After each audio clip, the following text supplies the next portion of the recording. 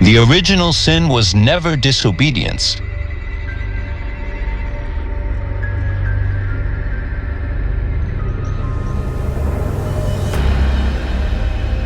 There is a reason this channel exists, and it is not to comfort you.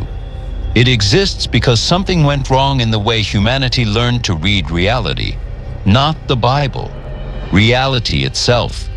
Symbols became rules, metaphors became prisons, and consciousness was slowly replaced by obedience. This is not a religious channel. This is not an atheist channel. This is not a motivational channel. This is a dystopic mirror. Here, we do not attack faith. We expose misunderstanding. We do not destroy beliefs. We reveal the cost of never questioning them. We do not offer answers easily. We restore the forgotten art of asking better questions. If you are looking for comfort, this is not your place. If you are looking for certainty, this is not your place. But if something inside you has always felt that the story was deeper than what you were told, then stay, because today we will touch a nerve that has been anesthetized for centuries. Before we begin, understand this clearly.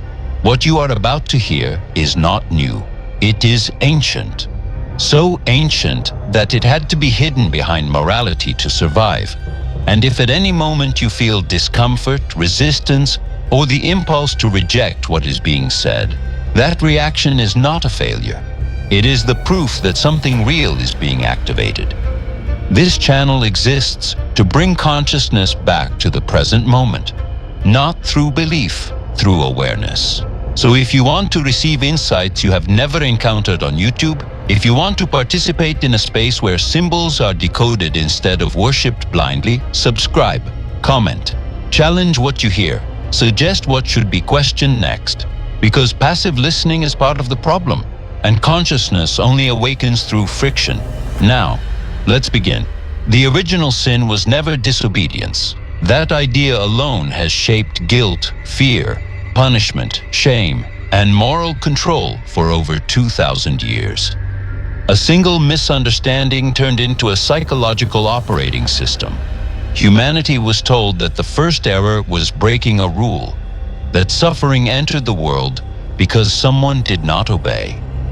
But that explanation only works if you read the story like a courtroom transcript instead of a symbolic map of consciousness. The Garden of Eden was never a place. It was a state of unbroken awareness, a state where perception and presence were one thing, no inner fragmentation, no observer separated from experience, no past, no future, only now. In that state, there was no need for morality. Morality only appears when consciousness splits. The tree was never forbidden information. It was differentiated perception. The moment awareness divided reality into good and evil, something irreversible happened. Not because knowledge is bad, but because knowledge without integration fractures the mind.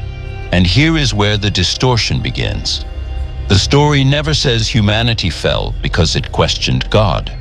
It fell because it stopped being present. The serpent was not evil. It was symbolic of cognitive awakening, the emergence of reflective thought, the ability to observe oneself, to name, to classify, to judge. That capacity is powerful, necessary, but incomplete on its own. When awareness identifies exclusively with thought, it loses immediacy. It leaves the garden not because it is punished, but because it cannot remain there. You cannot be fully present and fully lost in abstraction at the same time. The sin was not an action. It was a shift in attention. This is why the punishment is psychological, not divine. Labor becomes painful. Birth becomes painful. Survival becomes anxious. Not because God is angry, but because the mind is no longer at rest in being. When consciousness fragments, effort replaces flow. But here is the part that was never taught. Disobedience implies a lawgiver obsessed with control. Awareness loss implies a universe governed by coherence. One interpretation produces fear. The other produces responsibility. If the problem was disobedience, then obedience is salvation. If the problem was unconsciousness, then awareness is salvation. Notice how different those paths are. Religion chose obedience. Mysticism chose awareness. And the institutional narrative could not allow that distinction to become popular, because awareness cannot be controlled, but obedience can. Once the story became moral instead of symbolic, the human being was reduced to a sinner instead of a fragmented consciousness. Shame replaced curiosity. Guilt replaced observation. Fear replaced presence. And then something subtle happened. Humanity stopped asking what it was thinking, stopped asking what it was feeling, stopped asking what it was doing. It outsourced conscience to doctrine. This is the real fall. The fall is not something that happened once in a mythical past. It happens every time a human reacts mechanically instead of consciously. Every time someone blames fate, planets, demons, gods, or circumstances instead of observing their own state of awareness. The fall happens every day. You wake up, immediately pulled into memory. Past regrets, future anxieties, automatic habits, emotional loops. You are expelled from the garden before breakfast. And then religion comes and says, you are broken, obey, and you will be fixed. But the text never said you were broken. It said you were asleep. The difference is everything. An asleep person does not need punishment. They need awakening. That is why Christ never taught obedience as the path. He taught awareness. Watch. Be vigilant. The kingdom is within you, not after death, now. But those teachings were dangerous, because a conscious human being is not easily manipulated. So the message was reframed. Sin became moral failure instead of perceptual failure. Redemption became external instead of internal. Salvation became postponed instead of immediate. And the psychological consequences were devastating. Fear of hell replaced curiosity about consciousness. Hope for heaven replaced responsibility for presence. Faith replaced direct experience. This is not an attack on belief. It is a diagnosis of misinterpretation. When the original sin is framed as disobedience, humans become children afraid of punishment. When it is understood as unconsciousness, humans become participants in their own evolution. The serpent was never saying, defy God. It was saying, you can see yourself. But seeing yourself without grounding is destabilizing. That is why awareness must mature, not just awaken. And this is where modern humanity is stuck.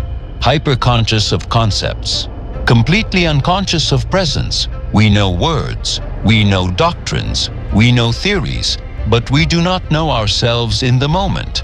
We talk about God while living mechanically. We talk about truth while avoiding silence. We talk about light while running from observation. This is the real dystopia. A world full of information and empty of awareness. And the Bible never warned against knowledge. It warned against knowledge without being. That nuance changes everything. The exile from Eden was not a curse, it was a consequence. Just like touching fire burns not because fire is evil, but because fire has a nature. Fragmented awareness has a nature too. It produces suffering, not because God wants it, but because reality is coherent. The tragedy is not that humanity fell. The tragedy is that it forgot it could return, not by obeying harder, but by becoming present again. This is why rituals without awareness feel empty. Why prayers without presence feel mechanical. Why morality without consciousness becomes hypocrisy. You cannot fix unconsciousness with rules. You can only dissolve it with attention. And attention is the one thing that cannot be delegated. This is why this channel exists. To strip symbols of moral distortion, to return narratives to their psychological depth, to bring the focus back to the only place transformation ever happens. Now, not tomorrow, not after death, not after forgiveness. Now, if the original sin was unconsciousness, then redemption is not belief. It is observation, observation of thought, observation of emotion, Observation of impulse, not to judge, to see. The moment you see, you are no longer fully asleep. That is the return to the garden, not as a place, as a state. And this is uncomfortable for systems built on fear, because a human who sees does not need threats, they need clarity. So the next time someone tells you humanity fell because it disobeyed, ask yourself, who benefits from that interpretation? And when you feel guilt arise automatically, ask yourself, am I immoral or am I unconscious? One question imprisons, the other liberates. Dystopia is not the future. It is the cost of reading symbols literally and living unconsciously. And awakening is not mystical fireworks. It is the quiet, relentless act of paying attention. This channel will not give you comfort. It will give you mirrors. And if you can endure seeing yourself clearly, you might discover that the garden was never lost. It was ignored. And that changes everything.